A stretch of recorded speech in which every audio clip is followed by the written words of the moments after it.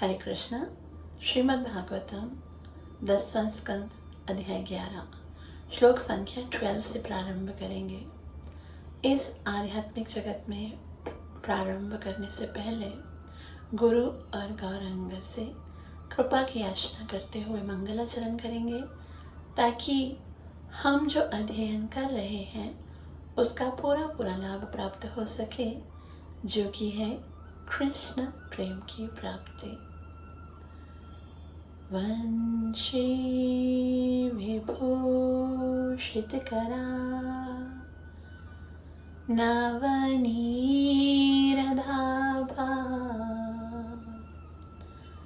पीताम्बर धरुणबिम्बफल धरोष्ठा पूर्णेन्दुसुन्दरमुखात् अरविन्दनेत्रा कृष्णात् परं किमपि तत्त्वमहं न जाने। करारविन्दे न पदारविन्दं मुखारविन्दे विनिवेशयन्तं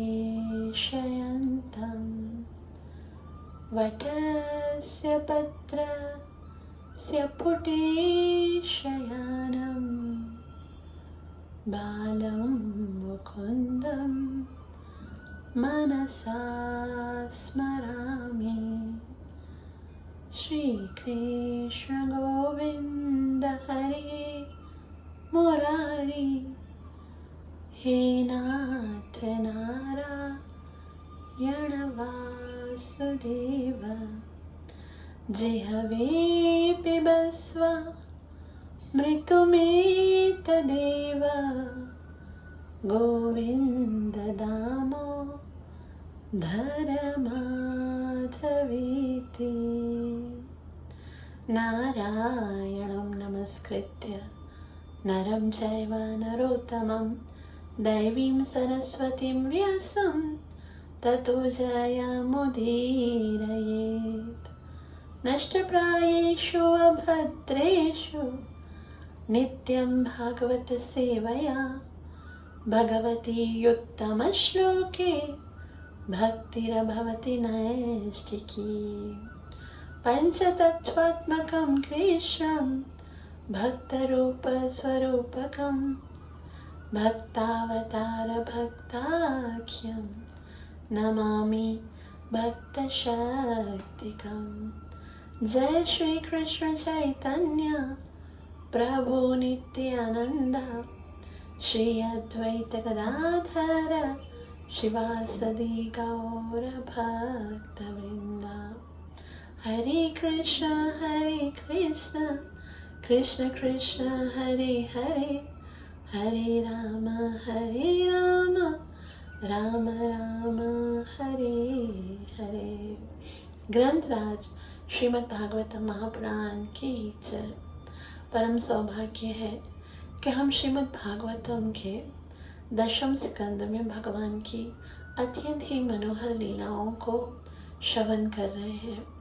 मनुष्य जीवन का सबसे बड़ा लाभ यही है कि हम भगवान की लीलाओं को श्रवण करने की योग्यता रखते हैं, और उससे भी बड़ा सौभाग्य है कि भगवान ने हमें इतना सुंदर अवसर दिया है कि हम श्री प्रभुपाद जी के माध्यम से, एक शुद्ध वैष्णव परंपरा के माध्यम से इन सब लीलाओं को श्रवण कर रहे हैं। 10वां स्कंद और चैप्टर नंबर 11, जिसका नाम है कृष्ण की बाल लीलाएं। हम बहुत सुंदर सुंदर बाल लीलाओं पर चर्चा कर रहे हैं, और आज हम भगवान की एक अत्यंत ही मधुर लीला को पढ़ने वाले हैं, जिसमें भगवान भोजन करने के लिए नहीं आ रहे हैं, तो उनको विभिन्न प्रकार की योजनाओं से बुलाया जा रहा है। हम देखते ना, जब छोटे बच्चे होते हैं ना, उनको खेलने में इतना रस होता है कि उनकी माता को बस एक ही चिंता होती है कि सारा दिन खेलता रहता है, कुछ खाता नहीं, सारा दिन खेलता रहता है, कुछ खाता नहीं, कमज़ोर हो जाएगा, ये हो जाएगा। हर एक माँ की ये कहानी होती है। और अब वो जब बच्चा बन के आए हैं तो वो कैसे इस रस का आस्वादन करने से चूक सकते हैं। तो जैसे ही ये यमुना अर्जुन की लीला हो गई और फल बेचने वाले की लीला हो गई, तो एक दिन क्या हुआ, कृष्ण बलराम अपने समस्त सखाओं के साथ नदी के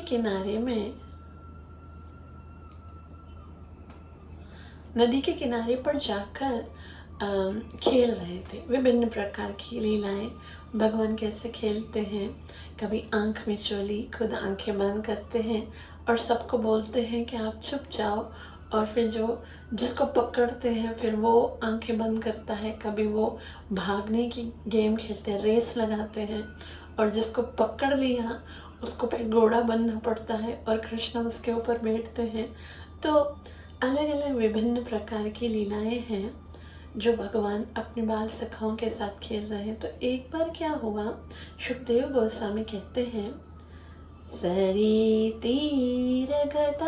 कृष्णं भग्नार्जुनमथावयत् रामं च रोहिणी देवी क्रीडन्तं बालकैर्वृषं। सरितीरगतं कृष्णं, सरितीर मतलब नदी के किनारे पर गए और रोहिणी मैया को यशोदा मैया ने कहा, कितनी देर से खेल रहे हैं, सुबह से वो खेले ही जा रहे हैं और अभी तक प्रसाद खाने का टाइम हो गया, भोजन लग गया है और ये अभी तक आए नहीं है। असल में कृष्ण और बलराम जब खेलने लगते थे ना, तो उनको याद नहीं रहता था ये प्रसाद का टाइम है, ये इस टाइम क्या करना चाहिए, बस खेलने में लग जाते थे। अब नंद बाबा जब घोष्ट से आते थे तो बोलते थे प्रसाद लगाओ, और जैसे ही भोजन लगाया जाता था, नंद बाबा कभी भी अकेले नहीं खाते थे, खुद बीच में बैठते थे, एक साइड पे कन्हैया को बिठाते थे, दूसरे साइड पे बलदाऊ को, और एक बाइट उनको खिलाते थे, एक बाइट खुद खाते थे, एक बाइट बलराम को खिलाते थे। इस तरह से टर्न वाइज खाते थे, अकेले से नहीं खाते थे। तो जब नंद बाबा आ गए तो अभी तक यशोदा मैया प्रसादम लगा रही थी, तो रोहिणी मैया को बोला कि तुम जाओ उन दोनों को बुला के आओ, तो मैं प्रसाद लगा रही हूँ। तो रोहिणी मैया जाती हैं और कहती हैं, भग्नार्जुनम मथावयम, भग्नार्जुनम, ऐसे कृष्ण को बोला, हे अर्जुन वृक्ष को गिराने वाले, यानी हे अर्जुन को गिराने वाले, तुम इधर आ जाओ। और रामम च रोहिणी देवी, और हे राम आप भी आ जाओ, जल्दी करो। क्रीडम तम बालक वृषम, यानी वो बहुत ही तीव्रता से बालकों को के साथ खेल रहे थे। तो मैया बार बार बोल रही थी, हे अर्जुन वृक्ष को मारने वाले, हे अर्जुन को गिराने वाले, हे अर्जुन को खत्म करने वाले, या उनको ऐसे बोलते भगना अर्जुन, उनको खंडित करने वाले, तुम आ जाओ। ऐसे मैया एक स्नेह में, क्योंकि अभी अभी उन्होंने ये लीला की थी और वहाँ पर ये मतलब एक प्रथा थी कि कृष्ण कोई भी लीला करते थे ना, उसके प्रति उसके अनुसार उनका नाम हो जाता था। जैसे माखन चोर, या जैसे रास रचैया, या फिर ना गोपीनाथ, या कोई भी भगवान जो भी लीला करते थे तो उनका नाम हो जाता था। तो यहाँ पर नाम क्या लिखा है, भग्नार्जुन, हे भग्नार्जुन, यानी अर्जुन वृक्ष को तोड़ने वाले, खंडित करने वाले। लेकिन कृष्ण और बलराम मैया की इन शब्दों को सुनकर वापस नहीं आए। श्रील प्रभुपाद जी कहते हैं, यद्यपि रोहिणी देवी बलराम की माता थी, यानी बलराम रोहिणी मैया के गर्भ से उत्पन्न हुए, लेकिन यशोदा मैया रोहिणी मैया से अधिक कृष्ण और बलराम से प्रेम करती थी। यशोदा मैया का बहुत स्नेह था कृष्ण और बलराम से। तो माता यशोदा ने रोहिणी को भेजा था, लेकिन क्योंकि रोहिणी के कहने पर वो नहीं आ रहे थे, तो रोहिणी मैया ने आकर कृष्ण से कहा, यशोदा मैया से कहा ये मेरी बात तो सुन ही नहीं रहे, मैं कब से चिल्ला चिल्ला के बुला रही हूँ, वो नहीं आ रहे हैं। अब तुम ऐसा करो, मैं बाकी का प्रसाद लगाती हूँ, तुम जाओ उनको बुला के आओ। यशोदा मैया ने पूछा, बहन तुमने कैसे बुलाया? तो रोहिणी मैया ने बता दिया, मैंने बोला, हे अर्जुन वृक्ष को गिराने वाले, हे अमला अर्जुन खंडित करने वाले, जल्दी आ जाओ। तब भी यशोदा मैया ने बोला, शायद कृष्ण को ये नाम पसंद नहीं आया होगा, क्योंकि अब क्या है कि कुछ समय के बाद कृष्ण अर्जुन के प्रिय सखा बनने वाले हैं, और अर्जुन को खंडित करने वाले अगर बोल रहे हैं उनको, यानी मैं अपने मित्र को क्या गिराने वाला हूँ, क्या मैं अपने मित्र को खंडित करने वाला हूँ, क्या उनको विध्वंस करने वाला या क्षति पहुँचाने वाला हूँ? मैं तो सुहृदम सर्वदेहिनाम, मैं तो सबका सुहृद हूँ, तो मुझे मैया इस नाम से क्यों पुकार रही है? यशोदा मैया के मन में ऐसे ये बात आ गई कि शायद कृष्ण को ये नाम पसंद नहीं आया। इसे यशोदा मैया फिर वो जाती हैं, क्योंकि वो नहीं लौटे, तो नोपेयातां यदा हूतौ क्रीडा संगेन पुत्रकौ यशोदां प्रेषयामास रोहिणी पुत्रवत्सला। नोपे याद होता, मतलब बहुत बार बुलाने के बाद भी वो नहीं आए। क्रीड़ा संगेन पुत्र को, वो दोनों क्रीड़ा कर रहे थे, खेल रहे थे, और अपने खेल में इतना बिजी थे कि मैया रोहिणी ने जितना भी उनको बुलाया तो नहीं आए। यशोदा प्रेष या माँ से, यानी यशोदा तो ज्यादा स्नेहमयी थी ना। रोहिणी पुत्र वत्सला, भले ही रोहिणी के पुत्र थे बलराम जी, लेकिन बलराम जी के प्रति भी यशोदा मैया अत्यधिक स्नेही थी। यहाँ पर श्री प्रभुपाद जी कहते हैं यशोदा प्रेषयामास, यानी ये शब्द यह दिखलाता है कि जब रोहिणी के आदेश पर कृष्ण तथा बलराम ने लौटने की परवाह नहीं की, तो रोहिणी ने सोचा कि यदि यशोदा बुलाती तो लौट आएंगे, क्योंकि यशोदा दोनों से अधिक स्नेह करते थे। और फिर यशोदा मैया आप जाती हैं, और वो कैसे पुकारती हैं? वे कहते हैं, क्रीडन्तं सासुतं बालय अतिवेलं सहाग्रजम् यशोदा जोहवीत् कृष्णं पुत्र स्नेहस्नुतस्तनी। क्रीडन्तं सासुतं बालय, बहुत देर हो गई, अतिवेलम सहाग्रजम, हे कन्हैया जल्दी आ जाओ बेटा, देखो कितनी देर हो गई है, तुम कब से खेल रहे हो।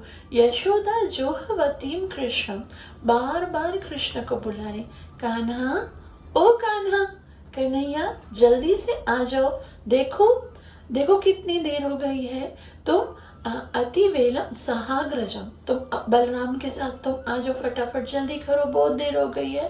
पुत्र स्नेहस नूतनतम, यानी पुत्र के प्रति जैसे ही कान्हा कन्हैया जल्दी आ जाओ ऐसे बोला, तो यशोदा मैया के हृदय में जो कृष्ण के प्रति स्नेह था वो उनके स्तनों से दूध बनकर बहने लगा, और वो फिर जोर जोर से कहने लगी। श्रील प्रभुपाद जी कहते हैं, आजोहवतीम शब्द का अर्थ है बारंबार पुकारना। उन्होंने पुकारा, कृष्ण तथा बलराम वापस आ जाओ, खाने को देर हो रही है, अब बहुत खेल चुके हो, जल्दी आ जाओ। तो बहुत बार पुकारे, देखो बाबा आपकी प्रतीक्षा कर रहे हैं, जल्दी आ जाओ, कितनी देर हो गई, कब से खेल रहे हो, कृष्णा कन्हैया, बार बार बुला रही हैं। और आगे शुकदेव गोस्वामी कहते हैं कि वो कितना स्नेह से बुला रही है। वे कहती हैं, कृष्ण कृष्णारविन्दाक्ष तात एहि स्तेना स्तनं पिब अलम विहारे क्षुताक्षान्त क्रीडा शांतोसि पुत्र को। वो प्रेम से पुकारने लगी, कृष्ण कृष्ण अरविंदाक्षो। कैसे बोलने लगी, कृष्ण कृष्ण। वास्तव में भक्तों, वैसे तो कृष्ण के करोड़ों नाम हैं, लेकिन जो बहुत प्रिय लगता है ना कृष्ण को, जो सारे नामों में सबसे ज़्यादा जिसके प्रति कृष्ण का आकर्षण है, वो है कृष्ण नाम। इसलिए जब हम महामंत्र में कृष्ण नाम उच्चारते हैं, 4 बार कृष्ण आता है। हरे कृष्ण कृष्ण कृष्ण हरे हरे, हरे राम राम राम। तो ये कृष्ण कृष्ण कृष्ण जब हमारे शब्द मुख से निकलते हैं, और उनसे भी अधिक उनको हरे का नाम पसंद लगता है। यानी ये श्रीमती राधा रानी का नाम है, यानी वो हरि की प्रिया है। और जब वो हरे कृष्ण और हरे राम के इन शब्दों को सुनते हैं तो वो बहुत आकर्षित होते हैं। वो कहीं भी होते हैं ना, तो इन शब्दों को सुनकर वो अवश्य हमारी ओर आकर्षित होते हैं। इसलिए जब भी महामंत्र को उच्चारण करें ना, तो एक एक शब्द को, हरे कृष्ण और राम, इन समस्त शब्दों को बहुत ही ध्यान से उच्चारण करना चाहिए। ऐसे नहीं हम बोले जा रहे हैं और उन शब्दों की ओर हमारा कोई आकर्षण ही नहीं है। वो बुलाना नाम इस तरह से लिया जाए कि हमको लगे कि हम उससे पुकार रहे हैं। और अगर कृष्ण को लगेगा कि कोई मुझे पुकार रहा है, तो वो अवश्य रिस्पॉन्स देंगे। इसलिए नाम को बहुत ही सावधानी से लेना चाहिए। श्रील प्रभुपाद जी कहते हैं 16 माला जप करना ये मतलब नहीं है कि 16 माला बोलना।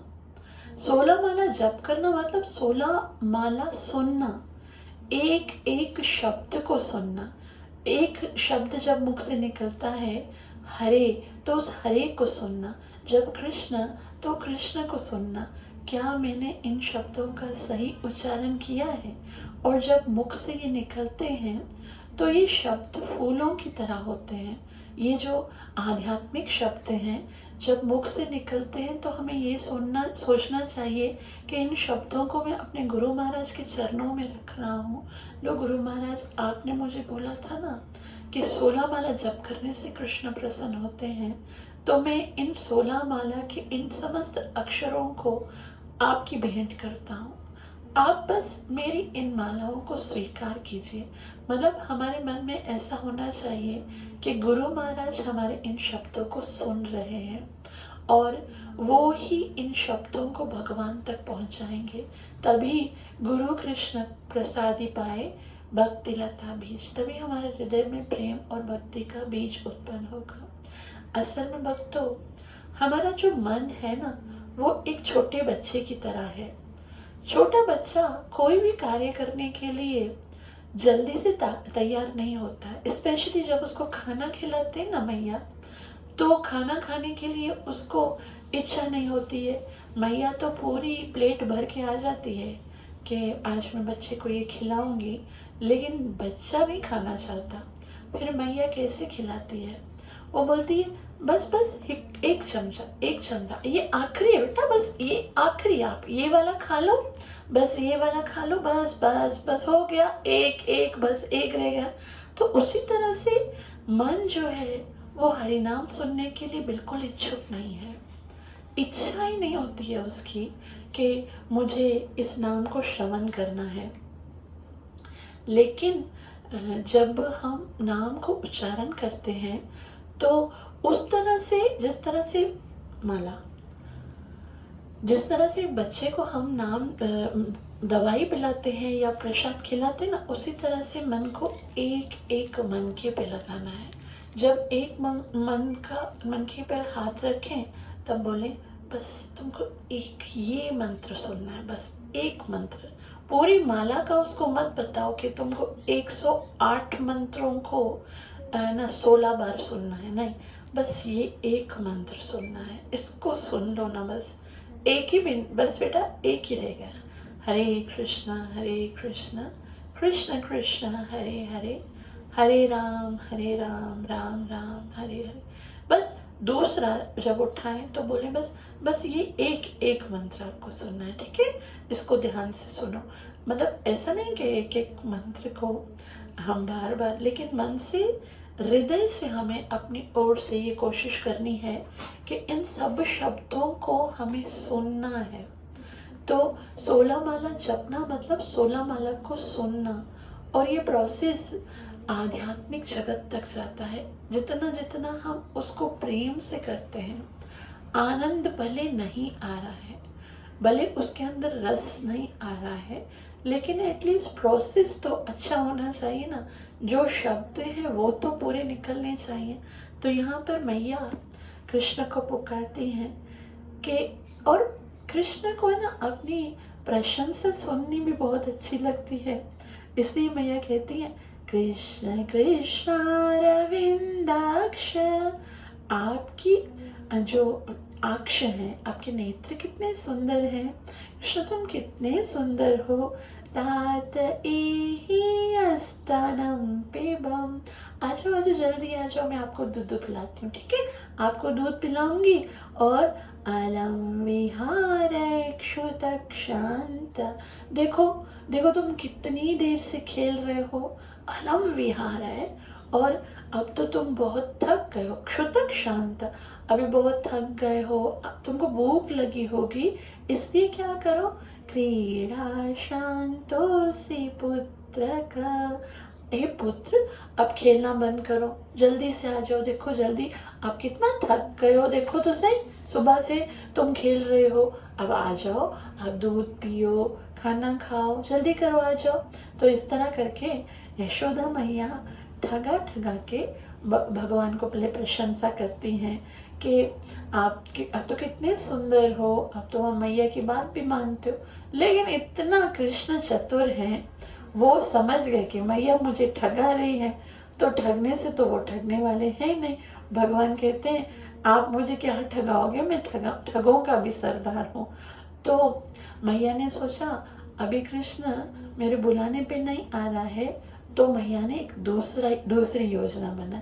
बच्चे क्या होते हैं कि जब उनके अलावा किसी और की प्रशंसा करते ना, तो फिर ना उनको लगता है नहीं मैं ज़्यादा अच्छा हूँ, है ना। जैसे अब यशोदा मैया क्या करती हैं, बलराम को बोलती हैं, बलराम तुम तो कितने अच्छे हो, तुम तो सयाने हो, तुम तो है ना हमारे घर में सबसे ज़्यादा बुद्धिमान हो, तुमको तो तुम्हें तो जैसे ही कृष्ण को बुलाने से वो नहीं आते हैं कृष्ण, तो मैया बलराम को कहती हैं, वे कहती हैं हे रामा गच्छता दाशु सानुजः कुलनन्दन प्रातरेव कृताहार तद्भवान् भोक्तुमर्हति। अब मैया कृष्ण को छोड़ के राम को, कभी कभी हम ऐसा करते हैं ना, बच्चे कोई कार्य नहीं कर पाते, फिर बोलते देखो देखो ये कैसे कर रहा है ना। जब खाना भी खिलाती ना मैया, तो किसी और को, साइड वाले बच्चे को बैठाते, देखो देखो ये कैसे खा रहा है, देखो सारा खा जाओ, तुम खा जाओ, तुम अच्छे बच्चे हो ना। तो उसको लगता है अभी कृष्ण को यशोदा मैया ऐसी तरकीब से बुला रही है, हे राम गच्छता ताताशु, हे राम आप जल्दी से आ जाओ, आप तो मैया की बात मानते हो ना, आप तो अच्छे बच्चे हो। जैसे ही कृष्ण को लगेगा कि मैया बलदाऊ को बोल रही है अच्छा बच्चा, तो बोलेगा क्यों, क्या मैं अच्छा बच्चा नहीं हूँ? वो कहते सानुज कुलनंदन, सानुज ये छोटा है ना, इसको भी लेके जाओ, कुलनंदन आप तो इस कुल के लिए आनंद देने वाले हो, जब से आप आए हो हमारे कुल में 4 चांद लग गए। तो कृष्ण को लगेगा क्यों, मैं आया हूँ तो क्या कुल को दाग लगाने वाला आया हूँ? तो कृष्ण को दुख होगा। कृष्ण में बहुत होड़ होती थी, उनका जब उनको प्रशंसा किया जाए, प्यार किया जाए, उसको इतनी इम्पोर्टेंस नहीं देते थे।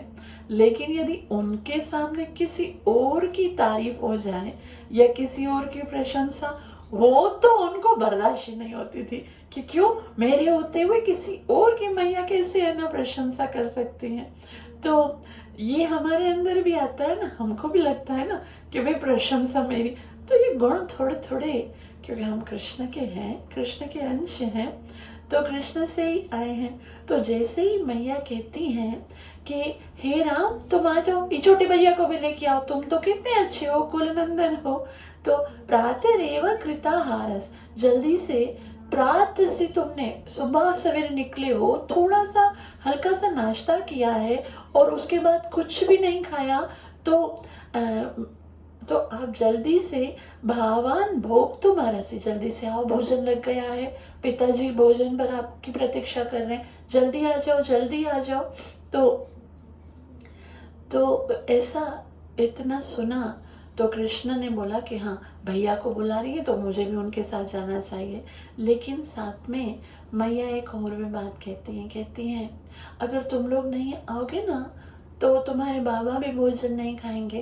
तुम दोनों तो, तुम बलराम तुम तो समझदार हो ना, तुम जल्दी आ जाओ। देखो तुम नहीं, ऐसा तो नहीं चाहोगे ना कि तुम्हारे कारण बाबा भोजन नहीं खाएं, तुम्हें हमारा भी तो ख्याल रखना चाहिए ना। तो इतनी सयानी वाली बातें जब वो बलदाव से करती हैं, वो कहती हैं प्रतीक्षते त्वां दाशार्ह भोक्ष्यमाणो व्रजाधिपः एहया वयो प्रियं देहि स्वगृहान् यात बालक प्रतीक्षते त्वां दाशार्ह। हे बलराम आपके बाबा आपकी प्रतीक्षा कर रहे हैं। भोक्ष्यमाणो व्रजाधिपा, देखो वो भोजन तो नहीं करते ना आपके बगैर। ये ब्रज के जो राजा नंद बाबा हैं वो सदैव आपके साथ खाते हैं ना, तो आप जल्दी से आ जाओ क्योंकि वो आपके बिना तो खाएंगे नहीं। एह या वयो प्रियम देहि, और ये जितने भी बालक हैं उनको भी भेज दो ना, क्योंकि उनके माता पिता भी तो उनके बगैर प्रसाद नहीं खाएंगे, तो वो सब भी उनका इंतजार कर रहे होंगे। इसलिए स्वगृहान यात बालक, सब बालकों को उनके उनके घर में भेज दो। और सबके माता पिता का भी तो विचार करो, क्योंकि बालक को खिलाए बगैर तो माता पिता को भी अच्छा नहीं लगता। तो श्रील प्रभुपाद जी कहते हैं ऐसा लगता है कि नंद महाराज नियमित रूप से अपने दोनों पुत्र कृष्ण तथा बलराम के साथ भोजन करते थे। यशोदा ने अन्य बालकों से कहा अब तुम सब अपने अपने घर जाओ। सामान्यतः पिता तथा पुत्र साथ साथ बैठते हैं, इसलिए माता यशोदा ने कृष्ण तथा बलराम से लौट आने की विनती की। उन्होंने अन्य बालकों को सलाह दी कि वो भी अपने अपने घर जाएं, जिससे उनके माता पिता को उनकी प्रतीक्षा ना करनी पड़े। तो जैसे ही कृष्ण ने सुना कि अब तो मैया बलदाऊ की तरफ ना प्रेम और स्नेह बढ़ा रही है, तो कृष्ण को थोड़ा सा अच्छा नहीं लगा। लेकिन मैया कहाँ कृष्ण का रूठना बर्दाश्त कर सकती हैं। कृष्ण अगर थोड़ा सा रंज भी हो जाए तो मैया की जान निकलने लगती है। तो फिर वापस से मैया कृष्ण को कहती हैं कि जरा अपनी ओर देखो तो सही। और तुम्हें पता है आज क्या है? आज एक स्पेशल दिन है, आज तुम्हारे जन्म नक्षत्र है।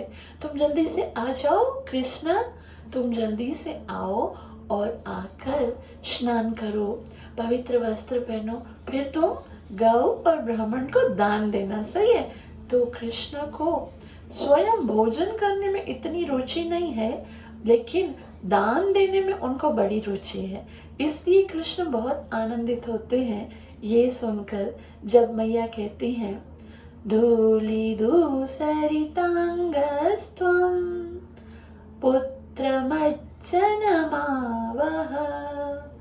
जन्मक्षं तेद्य भवति विप्रेभ्यो देहि शुचि धूली दूसरी तांगस्तम। देखो सुबह से खेल रहे हो ना, तुम्हारा अंग देखो पूरा का पूरा मट्टी से भर गया, सारा शरीर मट्टी से भर गया है। पुत्र मज्जन माहवा, जल्दी आओ स्नान कर लो। अब जल्दी से स्नान करके साफ सुथरे हो जाओ। तो कृष्ण ने जब ये सुना तो कृष्ण को लगा अच्छा, अभी मतलब पहले तो कृष्ण को बोल रहे थे ना कि आ जाओ भूख लगी होगी खाना खाओ, तो कृष्ण कोई भूखे थोड़ी है, खाने के लिए नहीं आए। लेकिन अब क्या बोल रहे, जन्मक्ष तेध्या भवती, आज तुम्हारा जन्मदिन का जन्म नक्षत्र है, तो फिर तुमको क्या करना है, विप्रेभ्यो देहि गा शुचि, तो फिर तुम ब्राह्मणों को गौ का दान करो। तो बहुत सारी गौएं थी नंद बाबा के यहाँ पर। तो जब भी कृष्ण का जन्म नक्षत्र आता था तो नंद बाबा अपने बालक के द्वारा गौदान करवाते थे। आज हम गौदान नहीं कर सकते, गौ को दान तो कर सकते हैं ना, तो हमें कुछ न कुछ गौदान के लिए अवश्य निकालना चाहिए। गौ और ब्राह्मण कृष्ण के सबसे ज़्यादा प्रिय हैं। और छोटे बच्चे जो होते हैं ना हमारे घर में, उनको शुरू से ही दान दक्षिणा देने की आदत डालनी चाहिए।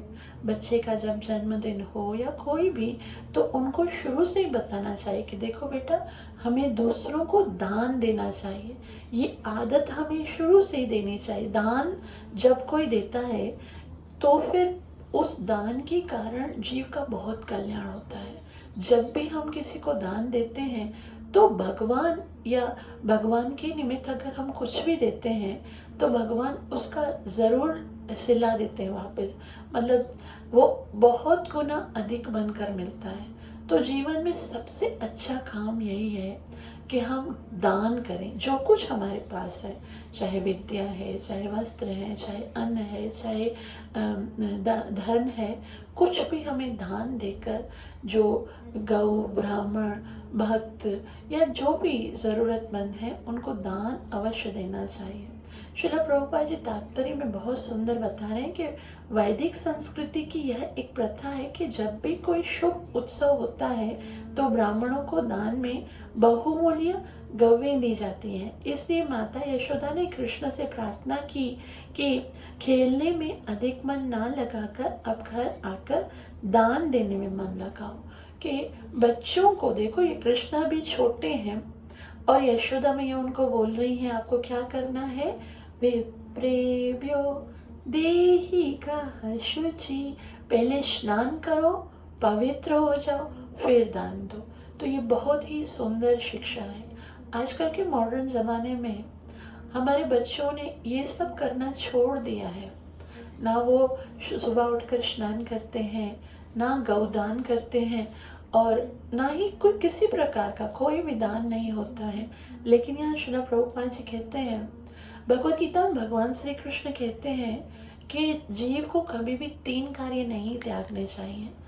यज्ञ दान तपः कर्म न त्याज्यं कार्यमेव तत्, यज्ञ दान तपश्चैव पावनानि मनीषिणा। यज्ञ, दान और तपस्या के कार्यों को कभी नहीं त्यागना चाहिए, क्योंकि यज्ञ, दान और तपस्या जो बड़े बड़े शुद्ध वैष्णव लोग हैं उनको भी पवित्र करने वाले हैं। श्रील प्रभुपाद जी कहते हैं कि यज्ञ, दान, तपस्या का कभी भी परित्याग नहीं करना चाहिए। यज्ञोदानम तपस्यैव पावनानि मनीषिणा, आध्यात्मिक जीवन में अत्यधिक बड़े चढ़े व्यक्तियों को भी ये 3 कर्म नहीं छोड़ने चाहिए। अपना जन्मोत्सव मनाने के लिए इन 3 यज्ञ, दान, तप में से एक या तीनों अवश्य करने चाहिए। तो यहाँ श्री प्रभुपाद जी बता रहे हैं कि हमें बच्चों का जन्मदिन कैसे करना चाहिए। केवल होटल में जाकर पिज़्ज़ा खिला देना और पिज़्ज़ा बॉयज़ जो हैं वो पीछे खड़े होकर कह दें हैप्पी बर्थडे टू यू, ऐसे बर्थडे नहीं मनाई जाती है। बर्थडे में हमको क्या करना चाहिए, यज्ञ करना चाहिए, तपस्या करनी चाहिए, दान करना चाहिए, ताकि भगवान हमारे कर्मों को खत्म करके अपनी ओर बुलाएं। भगवान के धाम में जाना, अपने जन्म मरण के चक्कर को से छूटना, यही हमारे इस मनुष्य जीवन का उद्देश्य है। ये वास्तव में हमारा जन्म कोई ग्लोरियस थोड़ी है जो जब जब बर्थडे आती है तो हम उसमें बहुत ज़्यादा बड़े बड़े फंक्शंस करते हैं, पार्टीज करते हैं। मालूम क्या क्या किया है हमने आकर। यहाँ पर इस संसार में आना सबसे बड़ा दुर्भाग्य है, और हमने अवश्य कुछ पाप किए हैं जिनके कारण हमको यहाँ भेजा गया है। तो जन्मदिन में खुशी की बात तो कोई है ही नहीं। एक तो वैसे ही पापों के कारण हमको ये जन्म मिला, और दूसरा ये कि इतना समय बीत रहा है। जो 20 साल के होते हैं, 16 साल के होते हैं या 25 साल के होते हैं, वो जब खुशी से कैंडल बुझा के काटते हैं ना केक, वो ये भूल जाते हैं कि हमें भगवान ने आध्यात्मिक जगत में जाने के लिए जितना समय दिया था, उनमें से इतना समय अब माइनस हो गया है। अब हमारे पास बहुत कम समय रह गया है, तो दुख की बात है। लेकिन श्री प्रभुपाद जी बोलते हैं कि बच्चों को जन्मोत्सव में यज्ञ, दान और तपस्या करनी चाहिए। यज्ञ में भगवान श्री कृष्ण भगवत गीता चैप्टर नंबर 10 में बताते हैं, यज्ञानां जप यज्ञोस्मि, कि सबसे बड़ा जो यज्ञ है वो जप यज्ञ है, और हरिनाम संकीर्तन से महान यज्ञ और इस कलयुग के लिए कोई नहीं। इसलिए जब भी बालक का जन्मदिन हो तो उस दिन हमें संकीर्तन करना चाहिए, भक्तों को बुलाकर संकीर्तन यज्ञ करना चाहिए, और तपस्या करनी चाहिए। मतलब एकादशी का उपवास रखना चाहिए, या फिर जो भी वैष्णव हैं उनके जो पर्व होते हैं उनमें हमको उपवास रखना चाहिए। जो विष्णु तत्व हैं उनमें हमको उपवास रखना चाहिए। तपस्या, सबसे बड़ी तपस्या क्या है? सुबह उठकर 16 माला जप करना। जब हम सुबह उठकर 16 माला जप करते हैं, और ये सबसे बड़ी तपस्या है इस कलयुग में। और दान हमको अवश्य देना चाहिए गौ ब्राह्मण को, और इसी से हम अपने इस नाशवंत शरीर को सार्थक कर सकते हैं। लेकिन जैसे ही मैया ने बोला कि आपको दान देना है, जल्दी जल्दी आ जाओ, उसके साथ मैया एक दूसरी बात भी उनको बता रही। बच्चों को जब बुलाते हैं ना, तो दूसरों के साथ जब उनको कंपेयर करते हैं, तो देखो देखो सारे कितने सुंदर लग रहे हैं, सबने स्नान किया है, सब इतने अच्छे अच्छे लग रहे हो, और तुम देखो अभी तक गंदे लगे पड़े हो। जब ऐसे बोलते ना कि देखो वो तुमसे अच्छा लग रहे हैं, तब तो कृष्णा को ये बिल्कुल भी बर्दाश्त नहीं होता है। मैया क्या कहती है? पश्य पश्य वयस्यास्ते मात्रे मृष्टान् स्वलङ्कतान् त्वं च स्नात कृताहारो विहरस्व स्वलङ्कता। पश्य पश्य वयस्यांस्ते, यानी कि देखो तुम्हारी एज के, वय मतलब आपकी जो आयु के दूसरे बच्चे जो यहाँ खेल रहे हैं, पश्य पश्य, उसको देखो वो कितना अच्छा लग रहा है, उसको देखो उसने कितना अच्छा श्रृंगार किया है, ये देखो कितना अच्छा लग रहा है, स्नान करके आया है, देखो कितना साफ सुथरा लग रहा है। तो मातृ मिश्रण स्वलंकता, सबकी माताओं ने उनको कितना अच्छा स्नान करके आभूषण से पहना के पगड़ी वगड़ी बांध के भेजा। तुम तो देखो तो खांदा ये भंगी खाशा, मन कभी कभी हम लोग बोलते हैं ना, तो भंगी खाशा, जल्दी स्नान करो। तो यशोदा मैया भी ऐसे कंपेयर करके बोल रही हैं कि देखो ये कितना अच्छा लग रहा है, ये कितना अच्छा लग रहा है, तो हम स्नान कृताहारो, आप भी जल्दी जल्दी आ जाओ, शाबाश आ जाओ। पहले क्या करो? कृत स्नान, पहले स्नान करो, और कृताहारो, फिर आप भोजन खाना। उसके बाद विहरस्व स्वलंकिता, पहले आप अच्छे अच्छे वस्त्र पहनो, अच्छे से आपको ना सजा दो। देखो ये सब कितने सजे धजे आए हैं, तो तुम भी सज जाओ, है ना, मोर पंख लगाओ, कुंडल पहनो, माला पहनो, फिर जाओ। देखो तुम कैसे शहजादे लगोगे। अभी तो पूरे गंदे लग रहे हो ना, जल्दी आ जाओ। आके तुमको पहले स्नान कराऊंगी, अच्छे से भोजन खिलाऊंगी, तैयार करूंगी, फिर भले तुम आपस से खेलो, ठीक है? फिर तुम आराम से खेलना, आ जाओ जाओ। ऐसे करके यशोदा मैया उनको बुलाती हैं। और श्रील प्रभुपाद जी कहते हैं सामान्यतः बालकों में स्पर्धा होती है, यदि एक मित्र कुछ कर लेता है तो दूसरा भी कुछ करना चाहता है। इसलिए माता यशोदा ने कृष्ण से कहा कि तुम्हारे साथी सजे धजे हैं, जिससे वे भी अपने को उन्हीं की तरह सजा सकें। तो बालकों में होता है ना कि हाँ यार ये इतना अच्छा लग रहा है, मैं भी अच्छा अच्छा हो के आऊँ। तो कृष्ण कि को इस चाल से, अब देखो यशोदा मैया जो हैं वो अपने बालक को अलग अलग चाल करके अलग अलग योजनाओं से बुलाती हैं। पहले बोलती हैं जल्दी से आ जाओ, शाबाश, देखो तुमने सुबह से कुछ नहीं खाया, तुम्हें भूख लगी होगी, तुमको मैं दूध पिलाऊंगी, जल्दी से आ जाओ। नहीं आते फिर बोलते हैं देखो तुम नहीं आओगे तो बाबा भी खाना नहीं खाएंगे, वो आपकी प्रतीक्षा कर रहे हैं। तो तुमको सोचना चाहिए ना कि बाबा तो सुबह से थके हुए गोष्ठ से अभी आए, तो उनका विचार करो। फिर बोलती है आपके देखो आज तो आपके जन्मदिन का दिन है, आपको गौ ब्राह्मणों को दान करनी है, गैया दान करेंगे हम, ठीक है, तुम जल्दी से आ जाओ। और देखो सब लोग कितना सुंदर सुंदर तैयार होके आए, सब इतने अच्छे लग रहे हैं, और तुम देखो पूरे मट्टी से भरे हो, तुम भी आ जाओ, जल्दी से स्नान करो, तुम्हें भी मैं जल्दी से अच्छा अच्छा श्रृंगार करती हूँ, प्रसाद खिलाती हूँ, फिर तुम भले वापस से खेलना। तो ये सब देख कर सुखदेव गोस्वामी बहुत ही सुंदर बात बताते हुए कहते हैं, इत्थं यशोदा तमशेष शेखरम मत्वा सुतं स्नेहनिबद्धधीर्न नृपा हस्ते गृहीत्वा सह रामच्युतं नीत्वा स्ववाटं कृतवत्यथोदयम्। इत्थं यशोदा तमशेषशेखरं मत्वा तं स्नेहनिबद्धधीर्नृपा हस्ते गृहीत्वा सह रामच्युतं नीत्वा स्ववाटं कृतवत्यथोदयम्। इत्थं यशोदा तम शेषशेखरम, इत्थम मतलब इस प्रकार से, प्यार से, दुलार से, ठगा ठगा कर उस भगवान को, तम शेषशेखरम यानी वो कृष्ण जो हर शुभ वस्तु की पराकाष्ठा है, जिनमें गंदगी तथा अशुद्धता का प्रश्न ही नहीं है। कृष्ण तो शुद्ध से शुद्धतम है। वो जीव जो कितना ही मलिन हो, केवल कृष्ण का नाम लेकर शुद्ध हो जाता है। वो गंगा जो साधारण जल होने के बावजूद भी कृष्ण के चरणों को स्पर्श करके इतनी पवित्र हो गई है कि पूरे ब्रह्मांड को करोड़ों वर्षों से पवित्र करती आ रही है, फिर भी उसकी पवित्रता नाश नहीं होती।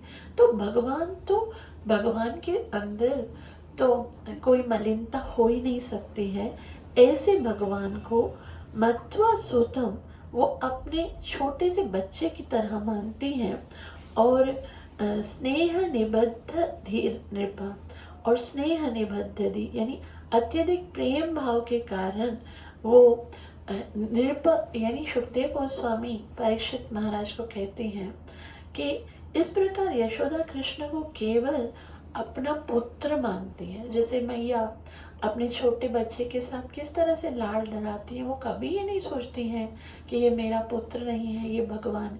वो अपने छोटे बच्चे की तरह जिस तरह से लाड़ लड़ाते हैं, ऐसे कृष्ण को प्रेम से, स्नेह के साथ, दुलार के साथ एक एक क्षण में उनको स्नेह के साथ अपनी प्रेममयी सेवा में बांधती हैं। और आगे वो नहीं आ रहे हैं तो फिर वो क्या करती हैं, हस्ते गृहीत्वा सह राममच्युतं, हस्ते गृहीत्वा, फिर यशोदा मैया क्या करती है, खुद जाती है आगे जहाँ पर कृष्ण और बलराम खेलते हैं, एक हाथ से कृष्ण को पकड़ती है, एक हाथ से बलराम को पकड़ती, जल्दी जल्दी हाँ चलो चलो चलो चलो चलो चलो, इतनी देर से खेल रहे हो, चलो शाबाश, खाना खाते हैं, खाना खा के स्नान करो पहले, फिर गौदान करो, फिर खेलना, ठीक है, जल्दी जल्दी जल्दी। हस्ते गृहीत्वा सह राममच्युतं नीत्वा स्ववाटं कृतवत्यथोदयम्। नीत्वा यानी लाकर, स्ववाटम अपने घर में, कृतवती किया, अथ अब, उदयम यानी नहलाया धुलाया उनको, कृतवत्यथोदयम यानी जैसा जैसा उसने सोचा था कि कृष्ण आएगा, उनको स्नान कराऊंगी, आभूषणों से सजाऊंगी दजाऊंगी, उसके बाद ब्राह्मण को गौदान कराऊंगी, भगवान को खिलाऊंगी प्रेम से, तो वो सारी अपने मन की प्रेम बड़ी जो बातें हैं वो कृष्ण के साथ स्नेह के साथ करने लगी। और श्रील प्रभुपाद जी कहते हैं कृष्ण सदैव स्वच्छ तथा ऐश्वर्यवान है, उन्हें नहाने धोने सजने धजने की कोई आवश्यकता नहीं है, फिर भी माता यशोदा ने स्नेहवश उन्हें सामान्य बालक समझा और अपने पुत्र को साफ सुथरा और चमकीला रखने का अपना काम पूरा किया।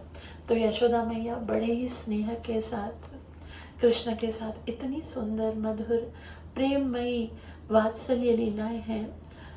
इन सब लीलाओं को पढ़कर कृष्ण के प्रति यदि थोड़ा सा भी प्रेम उत्पन्न हो, कृष्ण के प्रति यदि थोड़ा सा आकर्षण उत्पन्न हो, तो कृपया मेरे लिए प्रार्थना अवश्य कीजिएगा कि मैं अपनी सेवा और साधना को अच्छे से कर सकूं। ग्रंथराज श्रीमद् भागवतम महापुराण की जय। श्रीला प्रभुपाद की जय। थाय गौर प्रेमानंद।